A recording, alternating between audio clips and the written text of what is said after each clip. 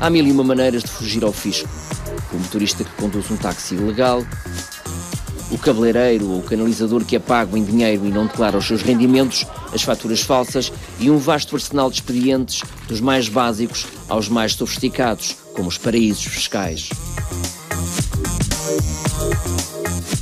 A economia não registada, ou outra forma de designar a economia paralela, ultrapassou em 2011 os 25% do produto interno bruto, valor que representa cerca de 43 mil milhões de euros da produção nacional, que passam ao lado da contabilidade pública e não pagam impostos. E nestas contas não entra a chamada economia ilegal, como por exemplo o tráfico de droga.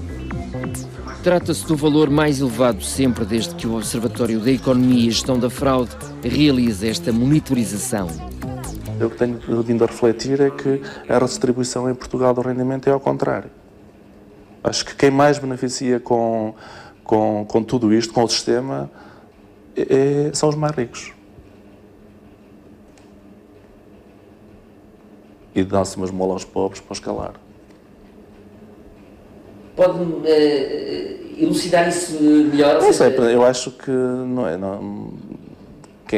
há muita gente que, repara, estes 43.388 milhões de euros que passam à margem, que não pagam impostos, eles foram parar às mãos de alguém, não é?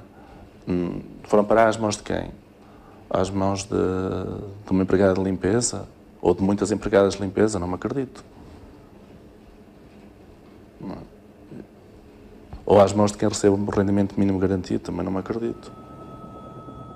O certo é que os múltiplos casos e escândalos que fazem regularmente as manchetes das primeiras páginas dos jornais alimentam essa percepção junto do público. Esta insuspeita loja de medalhas aqui na Baixa Lisboeta tornou-se de um dia para o outro conhecida da maioria dos portugueses, pelas piores razões.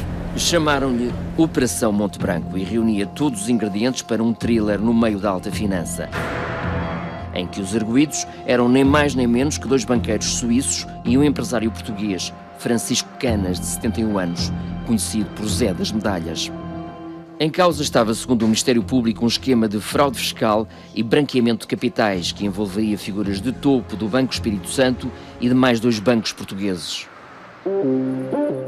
Francisco Canas recebia malas carregadas de dinheiro que voariam para uma conta do BPN em Cabo Verde e podiam seguir para outras contas no estrangeiro ou regressar a Lisboa, sendo mais tarde entregues aos clientes, ficando Canas com 1% de comissão. Em causa estava muito, mas mesmo muito dinheiro, como já tinha acontecido com o escândalo do BPN, com o BPP e a Operação Furacão, em que estiveram envolvidos 450 arguidos e em que foram recuperados para os cofres do Estado 120 milhões de euros. BCP, BPN, BES e Finibanco eram, quando o processo começou em 2005, suspeitos do crime de fraude fiscal, branqueamento de capitais e outros ilícitos.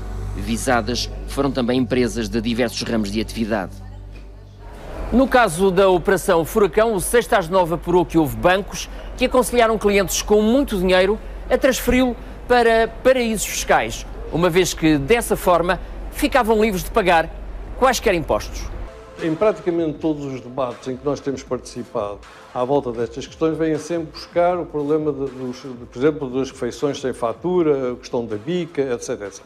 Obviamente que isso tem um peso, sem dúvida nenhuma. Nós não a calculamos exatamente, mas tem um peso e seria bom que todos estivéssemos numa situação em que pudéssemos dizer que esse tipo de economia subterrânea não existe. Agora, isso comparado com, por exemplo, a fraude carrossel, que é uma fraude que envolve empresas de vários países da Europa, no sentido de, em vez de pagar IVA, receber IVA. E em que mete empresas fantasma no meio desse processo. É muito mais importante. A situação económica... Também o fiscalista Tiago Caiado Guerreiro é da opinião que os efeitos mais devastadores para a economia são os que resultam do chamado crime de colarinho branco. Mais do que não emitir faturas, é emitir faturas falsas, que é o grande problema. aí as pessoas vão conseguir, emitindo faturas falsas, ir ao Estado a receberem o dinheiro do IVA. Indevidamente? Indevidamente, porque são falsas. Ora, isso representa centenas de milhões ou milhares de milhões de euros e é um dos piores fenómenos na União Europeia. E isso é que, por exemplo, devia ter que ser combatido e não uma pessoa, porque não consegue pagar a retenção na fonte de IRS do trabalhador, porque não consegue receber da pessoa a quem vendeu, apanhar com pena de prisão até 5 anos, porque não entregou o IVA a horas. Para o fiscalista, o problema está em o Estado ser fraco com os fortes, os poderosos, e forte com os fracos, criando um clima de impunidade. Para nos ajudar a compreender as particularidades destes processos de especial complexidade, procuramos o bastonário da Ordem dos Técnicos Oficiais de Contas. Quando há dívidas ao Fisco e à Segurança Social, o nome das empresas, das pessoas, aparecem numa lista negra.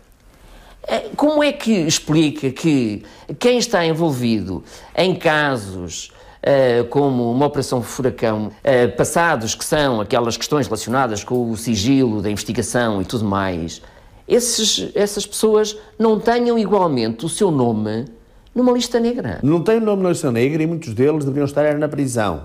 Não tem na lista negra porque eles foram pagar os seus impostos. E porquanto, em bom rigor, segundo as normas, não devem nada.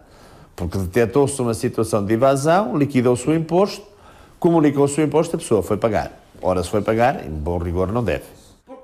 Artifícios e subtilezas que não estão ao alcance de todos. Para além dos casos de fraude e evasão fiscal, o Sindicato dos Distribuidores dos Impostos alerta ainda para certos benefícios fiscais que favorecem quem mais tem.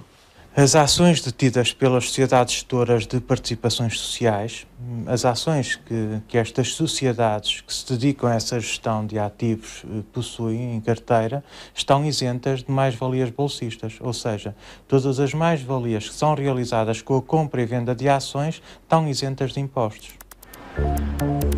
Em tempos em que os portugueses são confrontados com a necessidade premente do controle da despesa pública e o combate à fraude e à evasão fiscal, o enorme aumento de impostos pode ter efeitos perversos. Este orçamento representa talvez o maior estímulo à fraude fiscal que nós tivemos em Portugal, porque é um orçamento que coloca uma pressão tal sobre as famílias e sobre as empresas que nós vemos a dia avolumar-se a economia paralela e, portanto, todos os sinais de combate à fraude, desde logo o combate à fraude no plano internacional, que tem uma sofisticação muito maior, são importantes. Como seria natural e desejável, gostaríamos de saber se o Sr. Diretor-Geral da Autoridade Tributária e Aduaneira tem uma opinião diferente, mas foi-nos comunicado que nesta altura não era possível. Feitas as contas, se estivéssemos na média da OCDE, o país ganharia 15 mil milhões de euros, quase o dobro do orçamento do Ministério da Saúde para 2013.